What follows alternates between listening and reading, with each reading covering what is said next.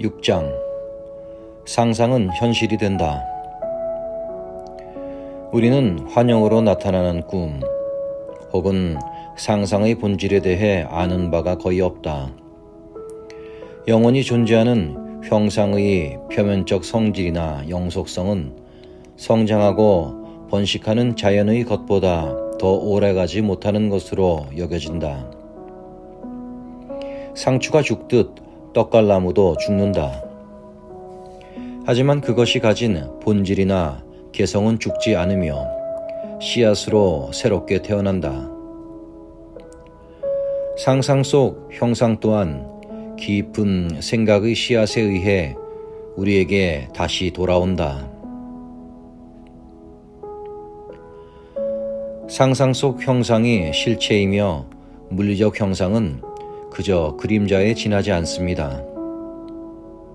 우리가 마음속 형상을 믿는다면 현실을 창조할 권리를 가지고 있는 상상력이 그 형상을 밖으로 구현해낼 것입니다. 실체라고 하면 그것의 물질적인 본질을 생각합니다. 하지만 상상하는 사람들은 물질적인 것들을 그림자 혹은 비실체라고 부릅니다. 상상은 영적인 감각입니다. 소망이 이루어졌다고 느끼고 그 감정 안으로 들어가십시오. 영적인 감각을 통해, 다시 말해 상상 속에서 느껴지는 시각, 청각, 후각, 미각, 촉각을 통해 당신은 마음속 형상에 감각적인 생생함을 부여할 수 있습니다. 그러면 그 형상이 외부 세계에, 다시 말해 그림자 세계의 모습을 드러내게 될 것입니다. 다음은 자신의 환영에 충실했던 한 남성의 이야기입니다. 그는 진정한 상상가였으며 그가 상상 속에서 들었던 것을 기억했습니다. 그리고 제게 이렇게 편지를 보내왔습니다. 저는 누구보다 오페라를 좋아합니다. 그 사실을 아는 한 친구가 크리스마스 선물로 키르스텐 플라그슈타트가 부른 트리스탄과 이졸데 전집 음반을 구해주려고 했습니다. 친구는 수십 개의 음반 가게를 돌아다녔지만 하나같이 RCA 레코드사는 더 이상 그 음반을 재발매하지 않습니다. 복사본이라도 구하시려면 내년 6월까지 기다리셔야 합니다. 라고 대답을 들었습니다. 12월 27일, 저는 제가 그토록 원하던 음반을 구해 선생님이 말씀하신 법칙을 증명해야겠다고 마음먹었습니다. 저는 거실에 누워 마음속으로 제가 자주 가는 음반 가게에 들어가 얼굴과 목소리를 알고 있는 점원에게 트리스탄과 이졸데 전집 음반이 있나요? 라고 물었고 그가 네 있어요 라고 대답하는 것을 상상했습니다. 그리고 그 장면이 실제처럼 느껴질 때까지 반복하고 또 반복해서 상상했습니다. 그날 오후 늦게 저는 마음속 장면을 실제로 실행하기 위해 음반 가게로 향했습니다. 하지만 느낌상 음반을 구해 가게를 나갈 수 있을 것 같지 않았습니다. 저는 이미 지난 9월에 친구가 갔던 똑같은 가게에서 똑같은 점원에게 똑같은 말을 들은 적이 있었습니다. 저는 그날 아침 상상 속에서 보았던 점원에게 다가가 물었습니다. 트리스탄과 이졸데 음반이 있나요? 그러자 그가 아니요, 없어요 라고 대답했습니다. 그 말을 듣고 저는 이건 상상 속에서 내가 들었던 말이 아니잖아 라고 중얼거렸습니다. 가게를 나서려는데 진열대 상단 선반 위에 놓인 트리스탄과 이졸데 음반 광고가 눈에 띄었습니다. 그래서 점원에게 말했습니다. 상품이 없으면 광고도 하지 말아야 하는 것 아닌가요? 그러자 점원은 아, 그러네요 라고 대답했습니다. 그러곤 선반에 놓인 광고판을 내리려고 하자 그 뒤에 크리스탄과 이졸데 음반이 있는 거 아니겠습니까? 그것도 자그마치 5장이나. 그 장면은 제가 상상했던 대로 똑같이 진행되지는 않았지만 결과만큼은 제가 상상한 그대로였습니다. 선생님께 어떻게 감사의 인사를 드려야 할지 모르겠습니다. 이 남성의 편지를 읽었다면 가정이 틀렸다고 할지라도 그것을 계속 고수하면 사실로 굳어질 것이다 라는 앤서니 이든의 주장에 동의해야 합니다. 이 남성의 상상은 음반 가게의 감각적 분위기와 합쳐져서 상상의 장면을 더욱 풍부하게 만들었고 그 장면을 그의 것으로 말하자면 그가 인지한 대로 만들었습니다. 우리 미래는 창조의 활동을 진행하고 있는 상상력에 의해 형성됩니다. 이 남성은 자신의 상상력을 의식적으로 사용하여 그가 원하는 삶을 실현해냈고 그로 인해 그의 상상은 그저 삶을 비추는 것이 아닌 삶에 영향을 미치게 되었습니다. 그는 상상 속 드라마가 현실이고 물리적인 행동은 그저 그림자에 지나지 않는다고 확신했습니다. 그래서 점원이 아니요, 없어요 라고 말했을 때 마음속으로 이건 상상 속으로 내가 들었던 말이 아니잖아 라고 말했던 것입니다. 그는 상상 속에서 들었던 말을 기억해냈을 뿐만 아니라 여전히 그 말을 기억하고 있었던 것입니다. 소망이 이루어졌다고 상상하는 것은 당신이 이미 찾은 것을 구하는 것이고 받은 것을 요청하는 것이고 열린 문을 두드리는 것입니다. 그가 보고 싶었던 것을 보고 듣고 싶었던 것을 들었습니다. 그리고 아니요, 없어요라는 답변을 들었을 때 그것을 받아들이려 하지 않았습니다. 상상력을 사용하는 사람들은 깨어있는 동안 꿈을 꿉니다. 그는 보이는 것에 굴종하는 종이 아닙니다. 그는 자신의 주의와 집중의 방향을 스스로 지시할 수 있는 주인입니다. 상상력을 일관적으로 사용할 때 우리는 시간과 공간 속에서 일어나는 사건에 대한 인식을 변화시킬 수 있습니다. 하지만 안타깝게도 사람들 대부분은 끊임없이 바뀌네요. 시선이 머무를 만한 가치를 가진 것을 발견하지 못해 기쁨이라곤 없는 쓸쓸한 눈처럼. 다음의 이야기에 나오는 여성 역시 상상 속에서 실제로 듣고 싶었던 것을 들었고 그에 따라 외부 세상이 구현된다는 것을 알고 있었습니다. 얼마 전 우리는 더 큰 집으로 이사하기 위해 살고 있었던 집을 내놓았고 이사갈 집에 계약금을 걸어놓은 상태였습니다. 집을 내놓자 몇몇 사람들이 사겠다고 했지만 우리가 원하는 집을 계약하기 전까지는 거래를 할 수 없다고 설명해야 했습니다. 그때 한 중개인이 전화를 걸어 자신의 고객이 우리 집을 보고 싶어 한다며 집을 보여줄 수 없냐고 물었습니다. 그러면서 그 고객이 우리 집의 위치를 무척 마음에 들어해서 우리가 제시한 금액보다 더 많은 금액을 줄 의향도 있다고 했습니다.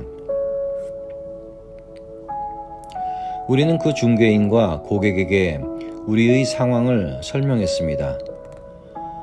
그러자 둘 다 우리의 계약이 성사될 때까지 기꺼이 기다리겠다고 했습니다. 하지만 중개인은 일단 계약서에 서명 먼저 해두는 게 어떠냐고 했습니다. 그러면서 그 계약서는 아무런 구속력이 없으며 다만 우리가 이사갈 집을 계약하고 나면 그때 자신들에게 가장 먼저 기회를 주겠다는 약속일 뿐이라고 했습니다. 우리는 그 말을 믿고 계약서에 서명을 했습니다. 그런데 나중에 알고 보니 캘리포니아 부동산 법에서는 우리가 서명한 문서가 구속력을 가지고 있었습니다. 며칠 뒤 우리가 이사하고 싶었던 집에 대한 계약이 무산되었고 그 사실을 중개업자에게 알리자 그는 그렇군요. 없었던 일로 하죠. 라고 대답했습니다. 그래 놓고 2주 뒤에 그 부동산 중개인은 우리를 상대로 $1,500의 부동산 수수료를 지급하라고 소송을 제기했습니다. 재판 날짜가 정해졌고 우리는 배심원 재판을 요청했습니다. 우리 측 변호사는 최선을 다하겠다고 했지만 이 경우 법이 아주 엄격하게 적용되기 때문에 승산이 거의 없다고 말했습니다. 재판날 남편이 병원에 입원하는 바람에 함께 재판에 출두할 수 없게 되었습니다. 결국 저는 증인 하나 없이 혼자 법정에 나갔습니다. 하지만 중개인은 3명의 변호사와 여러 명의 증인을 데리고 왔습니다. 그러자 우리 측 변호사는 제게 이길 확률이 조금도 없다고 말했습니다. 저는 상상력에 의존했습니다. 먼저 변호사, 증인, 그리고 원고 편으로 기울어진 것 같은 판사의 말을 완전히 무시한 채 제가 듣고 싶은 말만 생각했습니다. 저는 상상 속에서 배심원단 대표가 우리는 피고가 무죄라고 판단합니다 라고 말하는 것에만 주의를 기울이고 집중했습니다. 저는 그 말이 실제처럼 들릴 때까지 상상 속에서 듣고 또 들었습니다. 법정에서 들리는 모든 말에 마음의 귀를 닫고 오직 우리는 피고가 무죄라고 판단합니다 라는 말에만 집중했습니다. 재판은 휴정에 들어가고 배심원들의 논의는 12시부터 오후 4시 30분까지 이어졌습니다. 저는 그 시간 동안 법정에 앉아 상상 속에서 우리는 피고가 무죄라고 판단합니다 라는 말을 반복해서 듣고 또 들었습니다. 배심원들이 법정으로 들어오고 판사는 배심원장에게 자리에서 일어나 판결을 선언하라고 했습니다. 그러자 배심원장이 일어나서 우리는 피고가 무죄라고 판단합니다 라고 말했습니다. 만약 꿈을 판다면 당신은 어떤 꿈을 사시겠습니까? 당신이라면 소망이 이루어진 꿈을 사지 않을까요? 당신의 꿈은 가격을 매길 수 없으며 돈을 낼 필요도 없습니다. 이야기 속 여성은 자신의 상상 속에 배심원 대표를 단단히 고정시키고 자신이 듣고 싶은 말만 들었습니다. 그 결과 그녀는 배심원단의 만장일치를 얻어냈습니다. 존재하는 모든 것들이 실체인 상상을 통해 그녀는 소망을 현실로 만들었습니다. 시인은 깊은 사색을 통해 시를 창조한다 라는 헤벨의 말은 상상력을 이용하는 사람들에게도 적용됩니다. 상상력을 이용하는 사람들은 내면의 시각과 청각을 이용해 현실을 창조하는 방법을 알고 있습니다. 현실에 순응하는 것보다 치명적인 것은 없습니다. 우리는 정해진 현실에 얽매여서는 안 됩니다. 마음속 형상을 바꾸십시오. 그러면 눈에 보이는 형상도 바뀔 것입니다.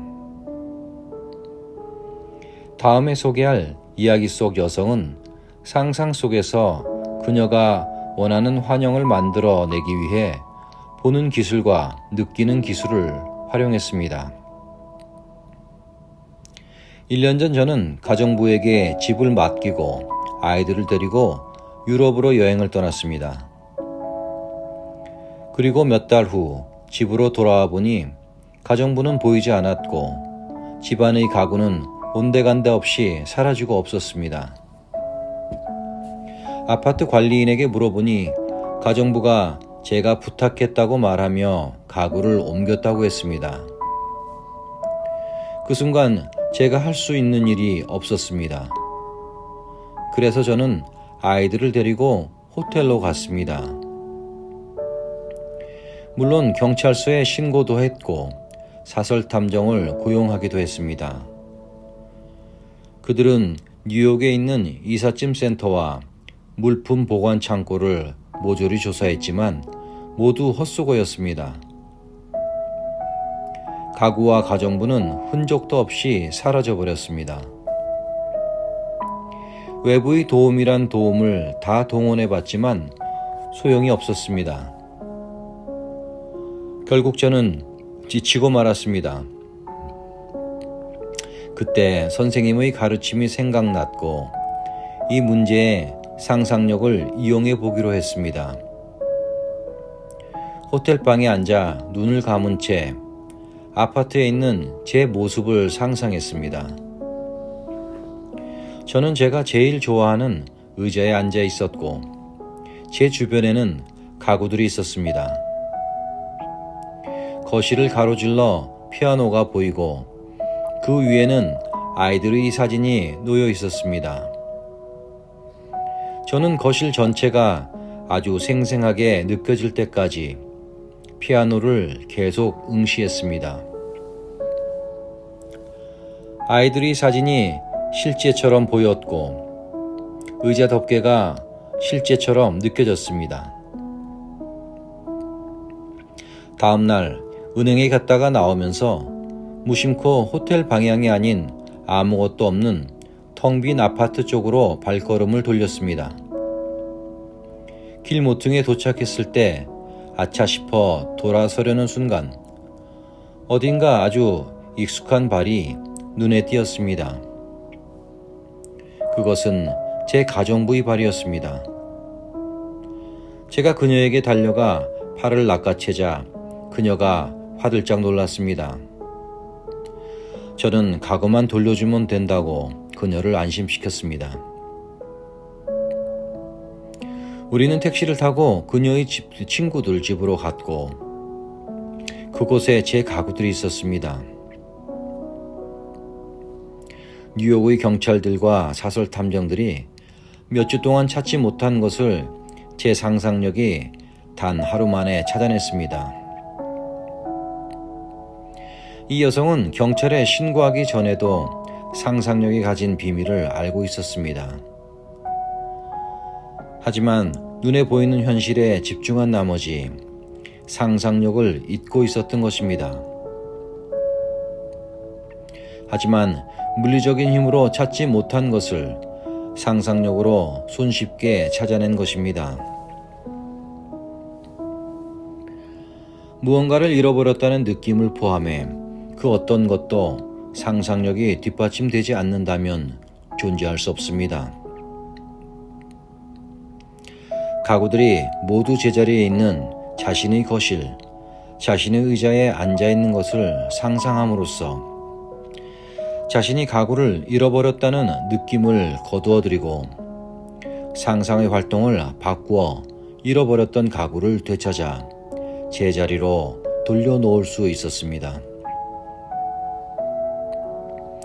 소망하는 대로 상상할 때 소망의 꿈속에서 새로운 경험을 할 수 있으며 가장 창조적인 힘이 발휘됩니다.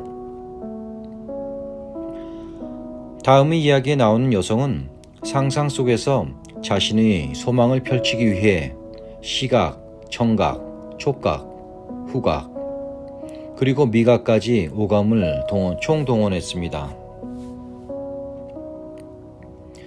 저는 어릴 때부터 먼 곳으로 여행을 떠나고 싶었습니다. 특히 서인도 제도가 제 상상력에 불을 지폈습니다. 저는 실제로 그곳에 있다고 느끼며 한껏 행복감에 취하곤 했습니다. 꿈은 놀랍게도 돈이 들지 않습니다. 성인이 된 후에 그 꿈을 실현하기에는 돈도 시간도 부족했기에 저는 계속 꿈을 꾸었습니다. 그러다가 작년에 수술 때문에 병원에 입원하게 되었습니다. 예전에 선생님의 강연을 들은 적이 있었기에 입원해 있는 동안 시간이 많으니 제가 제일 좋아하는 상상을 더 열심히 해보기로 마음먹었습니다. 저는 먼저 알코아 선박회사에 편지를 보내 무료 여행 팸플릿을 보내달라고 요청했습니다. 그러곤 팸플릿을 받아 몇 시간이고 꼼꼼히 살펴가며 제가 가장 타고 싶은 배와 선실, 가보고 싶은 7개의 항구를 골랐습니다. 저는 눈을 감고 상상 속에서 계단을 올라 배에 탑승했고 거대한 여객선이 드넓은 대양을 가르며 나아가자 물결의 일렁임을 느꼈습니다. 배가 푸른 바다 위를 가르며 내닫자 파도가 배에 부딪혀 부서지는 소리가 들렸고 열대의 태양이 뿜어내는 뜨거운 열기가 얼굴에 느껴졌으며 공기 중에 바다의 소금 냄새와 맛이 느껴졌습니다. 병원에 꼼짝없이 갇혀 지낸 일주일 동안 저는 마치 진짜로 배에 탑승한 것 같은 자유롭고 행복한 경험을 했습니다. 태어나기 하루 전날 저는 알록달록한 그 팸플릿을 어딘가에 넣어놓고는 잊어버렸습니다. 2달 후 광고회사로부터 경품에 당첨되었다는 연락을 받았습니다. 몇 달 전 동네 마트에서 진행한 이벤트에 응모해 놓고는 까맣게 잊어버렸던 것입니다. 그런데 그 이벤트에서 제가 1등을 차지했고 그보다 더 놀라운 것은 1등 상품이 알코아 선박회사가 제공하는 카리브해 크루즈 여행이라는 것이었습니다. 하지만 거기서 끝이 아니었습니다. 저는 병원에 누워있는 동안 상상 속에서 머물렀던 그 객실에 묵게 되었고 놀랍게도 제가 팸플릿에서 선택했던 그 배를 타고 제가 가보고 싶었던 7개의 도시를 하나도 놓치지 않고 모두 방문하게 되었습니다. 여행은 부자의 특권이 아니다. 여행은 상상력이 풍부한 사람이 가질 수 있는 특권이다.